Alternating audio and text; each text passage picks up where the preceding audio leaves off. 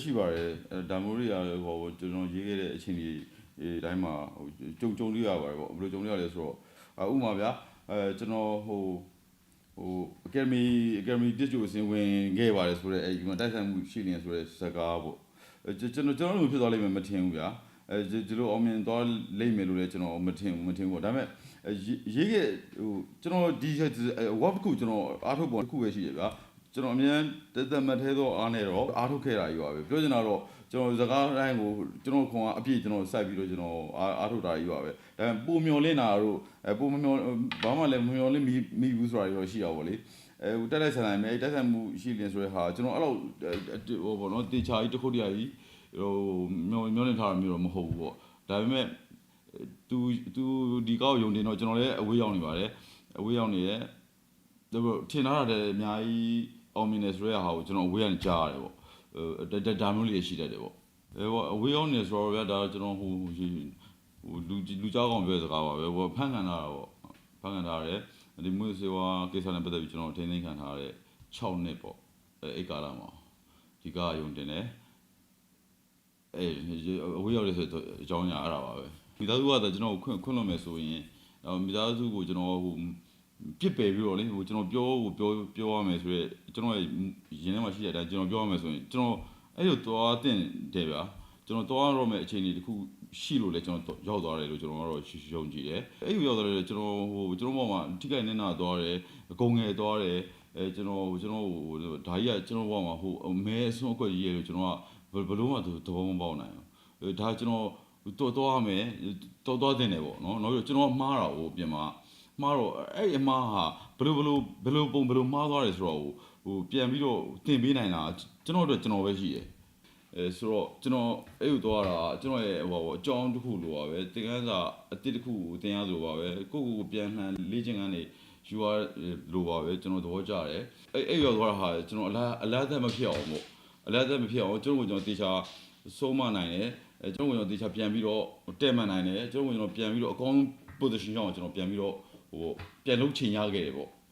ဟိုအဲ့အတွက်ကျွန်တော်ရဲ့အခြေအနေနဲ့နာသွားတဲ့အတွက်ကျွန်တော်မိသားစုပေါ်မှာအရန်ကျွန်တော်ဟိုအားနာပါတယ်အထူးသဖြင့်အမေနဲ့အဖေကိုကျွန်တော်အရန်ဟို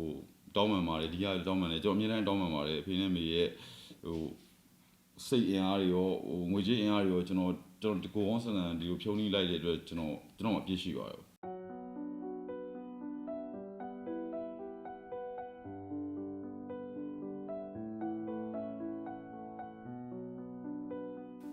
အမှု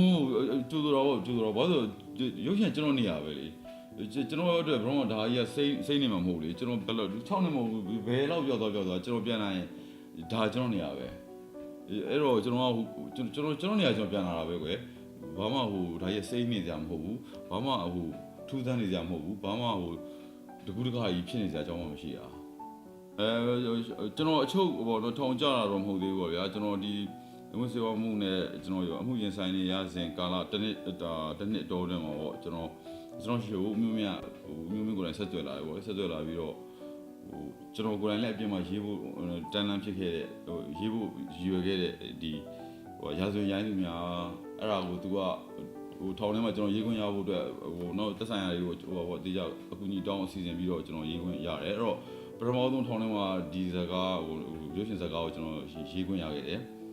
ဆိုတော့ဟိုပြောရမယ်ဆိုတော့လုံးလုံးကြီးကျွန်တော်ဆက်သွယ်ပြတ်တော့တာမျိုးတော့မဟုတ်ဘူးလေ။နောက်ကျွန်တော်ရဲဘက်ထွက်တော့ကျွန်တော်ကို live ထောင်းတာတွေ့တဲ့လူတွေထဲမှာဖုန်းတိုက်တို့နောက်ခေတ်စနာမြင့်တို့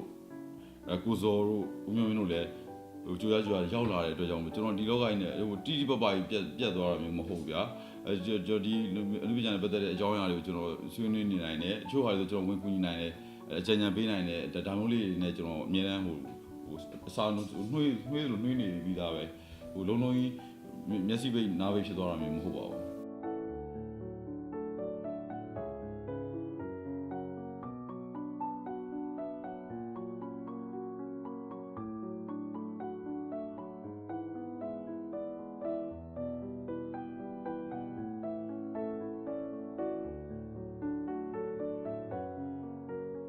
ဒါတော့ဗျာဒါတော့ရှင်းတယ်ဗျာဟိုလူဆိုတာကဟိုသူစိတ်ကဟိုသူစိတ်လိုလိုက်မှုရပဲဖြစ်ဖြစ်ဟိုဘယ်ဟာတော့မှန်တယ်ဘယ်ဟာတော့မှားတယ်ဟ ဘယ်ကတော့ကောင်းတယ်ပေါ့နော်ဘယ်ဟာလို့ရင်တော့မကောင်းဘူးဆိုတာသူသိပြီးသားပဲသိပြီးသားမသိဘူးဆိုတာလည်းမဟုတ်တကယ်ကိုသိပြီးသားဒါပေမဲ့မဖြစ်တော့ပါဘူးဆိုပြီးတော့တွေးတယ်ကွယ်မဖြစ်တော့ပါဘူးဆိုပြီးတော့တွေးတယ်သူ့ကိုယ်သူကအထင်ကြီးတယ်အဲ့ဒီအထင်ကြီးစိတ်နဲ့သူ့ကိုယ်သူအလိုလိုက်တယ်ကွာအဲ့တော့ဒီချိန်ထဲမှာ तू ကရက်လိုက်မယ်လို့ तू ထင်တယ်ဒါပေမဲ့ तू မရက်နိုင်ပြန်ဘူးဒါပြီးတော့ဒါတွေကတော့သူ့မှာဆိုရင်တော့မဖြစ်တော့ပါဘူးလို့ तू ပေါ်စားတွေးတယ်ပေါ့လေအဲ့လိုတွေးတဲ့အခိုက်ပဲဖြစ်ဖြစ်အဲ့လိုပေါ်စားတဲ့အခိုက်တက်မှာဖြစ်သူ့ကိုယ်သူတိတ်ထင်ကြီးတဲ့အခြေအနေတစ်ခုမှဖြစ်ဖြစ်ဒီလိုမျိုးဆင်းရဲဒုက္ခဘဝရှိကိုရောက်လာနိုင်တယ်ပေါ့ဥရိယဆိုတော့ဒီမှာအကုန်လုံးဒီတပြေးညီပဲဒီလိုပမာဏနဲ့ဒီလိုမျိုးပုံစံဒီလိုအခြေအနေမှာဒီလိုဖန်ခံရတော့ဒီပြစ်ဒဏ်ကိုရရမယ်ဆိုတာဒီလူအပြစ်မလုပ်ခင်ကနေကဒီစောက်ထဲမှာကြိုပြီးတော့ရေးထားတဲ့ပေါ့နော်စီရင်မှုတစ်ခုပဲကျွန်တော်တယောက်တည်းအနေနဲ့ကတော့ဒီဥရိယကအပြင်သင်းမှာပြုသင်းမှာဆိုပြီးတော့ကျွန်တော်တယောက်တည်းသဘောဆန္ဒကြီးနဲ့ဒါကြီးပြောတာအတိတ်ပဲမရှိပါဘူးမစီလျော်ပါဘူးပေါ့ဒါပေမဲ့လူပေါ်ကြည့်ပြီးတော့ပဲဖြစ်ဖြစ်တကယ်ကိုပဲထဲထဲဝင်ဒီဖြစ်ဖြစ်တွေကဒီ effect တွေကဘယ်လောက်ထိဆိုပဲအတွင်းမှာဘယ်လောက်ထိဖြစ်နေလဲဆိုတော့တည်ချာဒီအာနာရတဲ့အဆိုရပိုင်းကတည်ချာလဲနော်ကြက်မမစီစစ်တင်တယ်စီစစ်လို့ရလာတဲ့အခြေအနေတွေပေါ်မှာလဲအကောင်းဆုံးတုံ့ပြန်တင်တယ်လို့ကျွန်တော်ထင်တယ်ဗျာအချင်းဒါကြီးဒီဥပဒေဟာတရားပါတယ်မတရားပါဘူးဒီဥပဒေဟာတော့ဖြင့်ဘယ်လိုပုံစံမျိုးနဲ့တော့တက်ညာထောက်ထားပြီးတော့ဘယ်လောက်ပဲပြစ်ဒဏ်ရှော့ပေါ်စီရင်တင်တယ်လို့ကျွန်တော်ကတော့တခုတည်းနဲ့လူလက်ကြီးလို့မပြောနိုင်ဘူးမပြောပြတတ်ဘူးမသိဘူးပေါ့ဗျာလွယ်ပြောမှဆိုတော့ဒါပေမဲ့ဘဝနစ်နာပါတယ်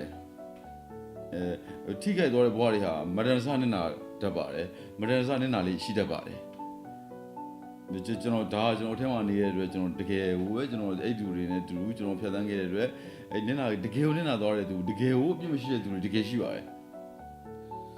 ကျွန်တော်လွတ်တာကအမေရိကတကြံပြီးတော့ကျွန်တော်လွတ်တယ်ဗျာလွတ်တယ်ဆိုတော့တနေ့လုံးကျွန်တော်ဘာကားမှမကြည့်ဘူးဗျာကား80ကျော်ကိုကျွန်တော်တကားမှမကြည့်ဘူးတကားတော့ကြည့်ရတယ်ကျွန်တော်ရေးတဲ့ကားpressure ပြတော့ကျွန်တော်ကြည့်ရပါလေနောက်ကျွန်တော်မကြည့်ဖြစ်ဘူးမကြည့်ပြီးတော့ကျွန်တော်အဲ့ဒါနဲ့ပတ်သက်ကျွန်တော်တကယ်ဘာမှမသိဘူးတော့တေချာရေးရမသိဘူးမကွဲပြားဘူးခံစားမိပါဘူးကျွန်တော်ခံစားမိပါဘူးဘာလို့ဒီနေ့ကဗျာသူတို့ပြောတဲ့အပြောတွေကိုကျွန်တော်ပြန်ပြီးနားထောင်ကြည့်မယ်ဆိုရင်လာကောင်းတဲ့ကားတွေဒီနေ့မှာအများကြီးပါတယ်လို့ကျွန်တော်ကြားရတယ်သိရတယ်နောက်အထူးသဖြင့်ကျွန်တော်သိနေတာမီပေါ့မီကနာကြီးရိုက်ပြီးတော့ပိုင်ဖြိုးသူဒီဆောင်နေမီပေါ့နော်မီဆိုတဲ့ကားတော့မှရုပ်ရှင်ဖြစ်ခဲ့တယ်ဗျာဒီနှစ်ကတကယ်ကိုရုပ်ရှင်သက်တမ်းတစ်ချောင်းမှာဒါကျွန်တော်တော်တကယ်ကိုအမှတ်တရနဲ့တကယ်ကိုထူးခြားနှစ်တစ်ခုပဲကျွန်တော်ယုံနေဗျာဘာလို့ယုံလဲဆိုတော့မီလိုဟာမျိုးကကျွန်တော်ရုပ်ရှင်ဖြစ်လာလိမ့်မယ်လို့ကျွန်တော်ဟိုငယ်လေးနဲ့မထင်ဘူးဗျာမီကိုကျွန်တော်ဘယ်လိုထင်လဲဆိုတော့ကျွန်တော်ရိုက်ရင်တော့ရုပ်ရှင်ဖြစ်လာလိမ့်မယ်လို့ကျွန်တော်ထင်တယ်ဗျာကျွန်တော်ရိုက်တဲ့နေ့မှာတော့မီဟာရုပ်ရှင်ဖြစ်လာလိမ့်မယ်လို့ကျွန်တော်လူမျိုးအေးဆေးယုံကြည်ခဲ့ဘူးလေဗျာဒါပေမဲ့နော်ဒီကြားထဲမှာကျွန်တော်နိုင်တို့ဒီမီကိုမကင်ရင်မှာကြားထဲမှာကျွန်တော်ဒီဟာကိုရိုက်ဖို့အတွက်ကျွန်တော်တိုက်တွန်းခဲ့ဘူးလေကိုလိုမျိုးတိုက်တွန်းခဲ့ဘူးလေပေါ့နော်အခုဒီကောက်ရိုက်ပါလားပေါ့ဒါပေမဲ့သူလည်းခြားသောအကြောင်းမျိုးကြောင့်ဒါကိုသူ focus မလုပ်နိုင်ခဲ့တဲ့သူမရိုက်နိုင်ခဲ့ဘူးပေါ့သူတိတ်နှမျောတဲ့အကြောင်းကျွန်တော်တွေ့တိုင်းပြောပါတယ်ဒါပေမဲ့ဒါကိုနိုင်ရိုက်တယ်ပေါ့နော်အမှန်တော့ကျွန်တော်ကြည့်တယ်ဗျာကျွန်တော်တော့ကြိုက်တယ်ဘူးထူဗျာကျွန်တော်သွားကြည့်တယ်နောက်ထူးခြားကဘာလဲဆိုတော့ကျွန်တော်ဒီမီနဲ့ပတ်သက်လို့ဗာမျိုးသူမီလုပ်ပြီးတော့ရိုက်မယ်ဆိုတော့ကျွန်တော်အထက်မှာရှိသေးတယ်ဗျာကျွန်တော်ကတော့ဗာမျိုးသူကိုကျွန်တော်ကလူယုံစကားလူယုံပါတယ်ပေါ့မီကိုတေချာတီးလို့လားမီကိုဘယ်လိုလုပ်မှာလဲပေါ့နော်ကျွန်တော်စိုးရင်လည်းဗျာဆိုတော့ထိုက်တော့ဗာမျိုးသူအနေနဲ့မီကိုနားလဲတော်တယ်နားလဲမှုကတခြားဖြစ်သွားမှကြောက်တယ်ပေါ့နော်အဲ့တော့မီယာလည်းတေချာချင်းကတဲ့နဲ့အရင်အရေးကြီးတဲ့ဇက်ကောင်တစ်ခုဖြစ်တဲ့အတွက်ကြောင့်မလို့ကျွန်တော်အစိုးရင်ပို့ပြီးတော့ဘယ်လိုလေးတော့လုံးတင်နေဆိုတာတို့ဘယ်ဆောက်လေးတော့ဖက်ကြည့်ပါလားဆိုတာတို့ကျွန်တော်စကားလူပါဘူးတယ်ပေါ့ဒါပေမဲ့ဒီကောကျွန်တော်မကြည့်လိုက်ဘူးဆိုပေမဲ့လည်းအများပြောစကားတွေအရနားထောင်ခြင်းအပြင်ကိုနာကြီးကပိုင်ဖြိုးသူကိုမိဖြစ်အောင်တည်ချာ treatment လုပ်ပေးနိုင်တဲ့အကောင်းဆုံး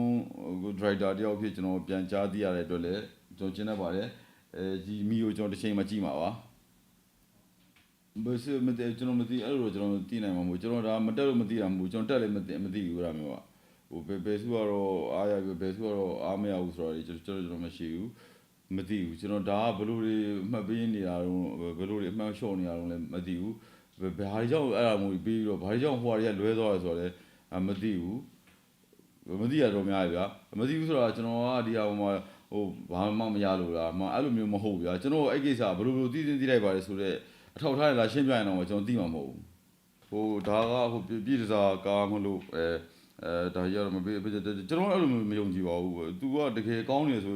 ပြီးပေးရမှာပေါ့။ပြည်စားလည်းပေးရမှာပါပဲ။ဘာပဲဖြစ်ပေးရမှာပဲ။ပြည်စားမဟုတ်ဒါကတော့မတင်တယ်ဘူးမဖွဲ့ရဘူး။ရုပ်ရှင်မှာအဲ့လိုမျိုးမရှိပါဘူး။ဒါကတော့ဟို academy ပွဲဘဲဘောနော်ရုပ်ရှင်သမိုင်းမှာပထမဆုံး academy ပွဲပေါ့နော်စုချင်းမြင့်တဲ့ပွဲဟာဒီနေ့ထိဖြတ်သန်းခဲ့ရတဲ့ရည်ချက်မှုနဲ့ဂုံသိက္ခာရှိတဲ့အခြေအနေတစ်ရက်ကိုဟိုဖြတ်သန်းခဲ့တယ်လို့မျိုးဒီ Star Award ကလည်းအဲ့လောက်ထိဖြတ်သန်းပြီးတဲ့နေ့မှာတော့ဒီလိုမျိုးသူတို့ပြောလာနိုင်မှာပေါ့ဒီချိန်မှာတော့ Academy ကိုတူပါလဲတူပါရုံပဲရှိမယ် Academy တော့ဘယ်ဟုတ်ပါမလဲ